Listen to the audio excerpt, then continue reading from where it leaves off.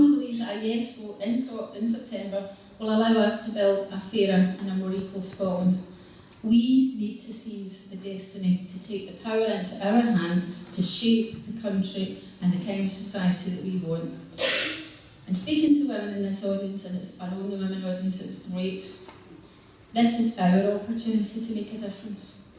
You do not need to become an expert in economics. You do not need to become a cabinet minister. You don't even need to read the white paper from cover to cover. You need to engage in the debate, listen to the arguments, and then decide who do you trust in terms of the future stewardship of this country, based on the evidence before your own eyes, based on the evidence of what happens when the Tories are in power. And I've listened a lot to the other side, and I think there are very good, sincere, genuine people in the Better Together camp. There's no doubt about that. I wholly disagree with their analysis that the 300 years of the Union has been a positive thing, that we're better together. If you look at the history of that, the Union came about by the Darien Project and the bankruptcy of Scotland. They were sort of latter-day bankers who acted irresponsibly and then sold away Scotland. Women didn't have any vote and any say in any of that. We've not yet had 100 years of democracy for women, never mind 300. And for working class people in Scotland, how much of working class people benefited from the Union? So I will politely listen to the other side and will engage in a charming debate, but we have to also challenge the kind of propaganda that's now coming out about how good 300 years of the Union have been, because I don't accept that it's been good, particularly for working class people in Scotland. Voting yes doesn't make you a nationalist. It makes you a Democrat. It makes you someone who cares about making a better contribution to building a better Scotland, a better Europe and a better world, so we can lead by example. I was a member of the Labour Party for 30 years. Indeed, I was a candidate in 1999, 2003 and 2007. And following a great deal of thought and consternation and angst, I finally resigned my membership of the Labour Party after 30 years, and it wasn't easy, and there are good people still in the Labour Party, but they are frustrated and they are powerless. And in Scottish terms, it's been 2003 was the last time that Labour won a Scottish Parliament election. As an individual member, I wasn't consulted about the Better Together strategy of working in common cause with the Tories that I had fought against all my life to help us stay in the UK. And having spent my entire life fighting against Tory policies, and I emphasise that, Tory policies, not charming Tories here like Annabelle, who is an unusual Tory, because when my brother was an MSP and the leader of the head of the Scottish Socialists, Annabelle nominated him for Politician of the Year, so she's not a normal sort of Tory. But I felt profoundly disillusioned with the negativity that was coming from the Better Together and the No camp, and the lack of imagination for the future of Scotland. So I wanted to have the intellectual and political freedom to make up my own mind. And really, the other side's debates for me boil down to, better the devil you know. I don't accept that. I think that the people of this country, and particularly the women of this country, we're better than we think we are. Look at everything that Margaret MacDonald stood for, and go on and watch the YouTube clips of Margaret MacDonald. We're better than we think we are. So I want to build a better Scotland than this, and I want the referendum vote that I'd hoped for way back in 1979. I think there's greater risks if we vote no. I think that the risks of voting no will be that there might be a Tory UKIP government elected in England next year, and our negotiating position in terms of future devolved powers which are being promised will be very, very weak. And also the look again at the Barnett formula. Unfortunately, one of the women who've just been promoted to the cabinet is quoted as saying we need to cut the money that's coming to Scotland. So I would take with a very large pinch of salt all the promises that we made if we don't know. Those of us that are in our 50s and voted in the first referendum since then, we heard that and it didn't happen. My vision for yes in an independent Scotland. We want all the powers here in Scotland under our control to get the government we vote for. As an equality lawyer, I want all employment and equality laws under an independent Scotland so that we enforce equal pay.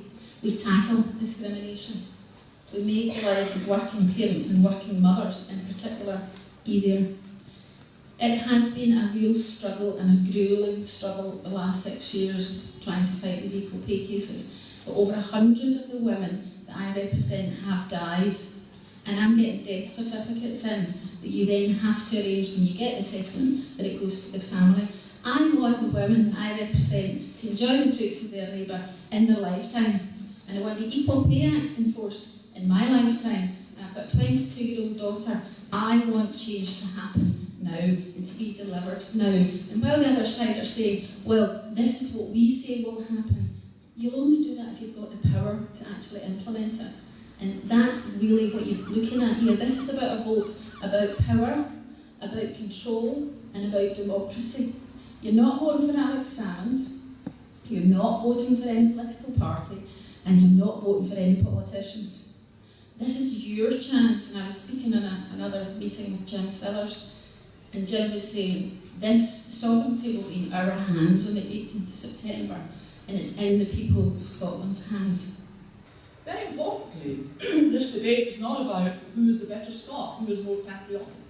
I may disagree with Carol, but she's every bit as Scottish as I am, she's every bit as proud of her country as I am.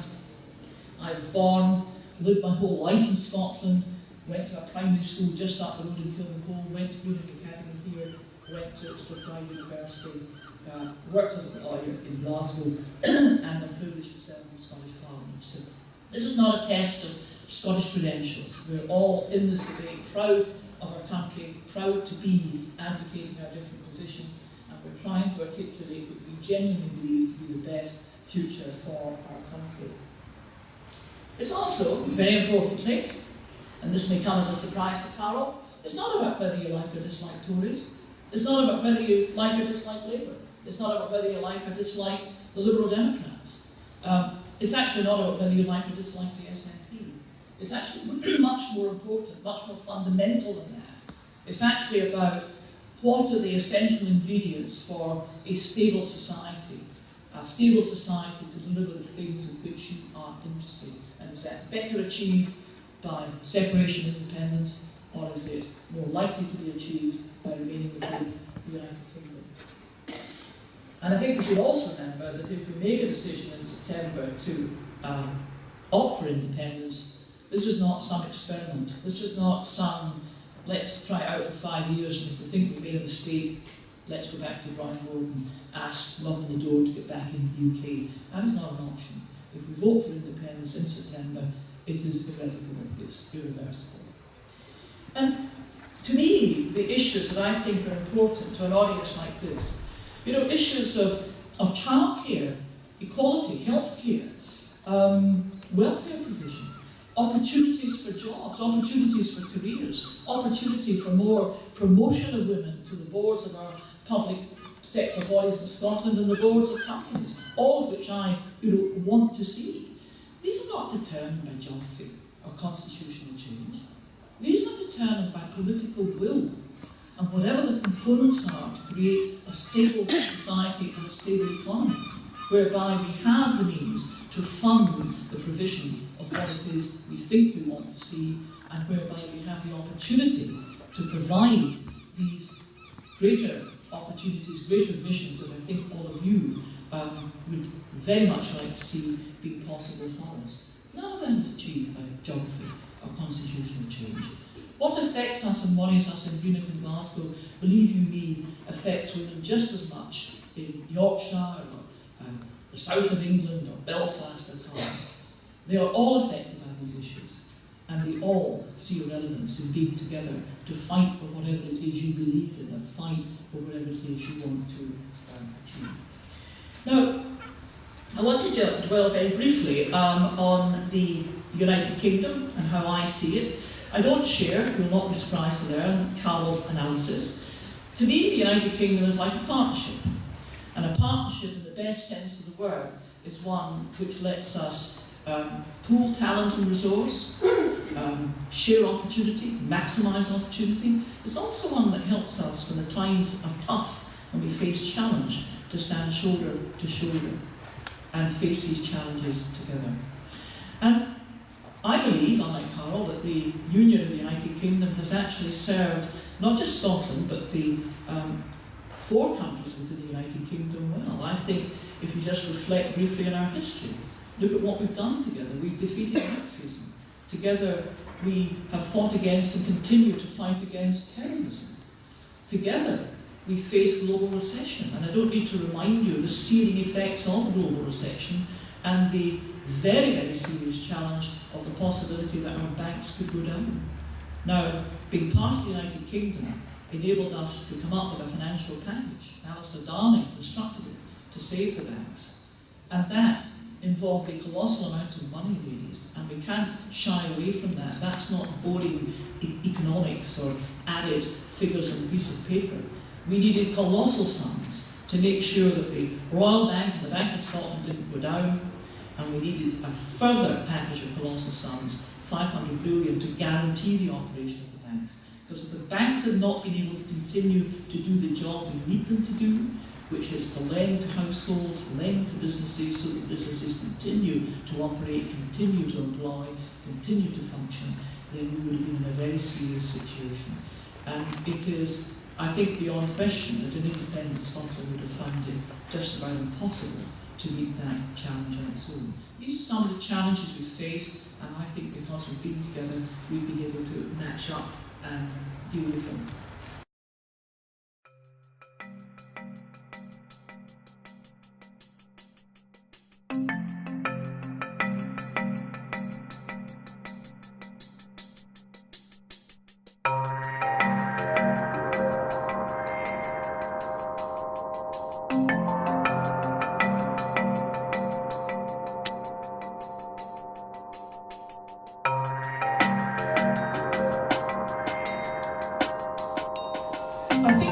Because that's essentially a contractual obligation, my understanding is that these pensions would continue to be paid. It would be quite wrong to pretend otherwise.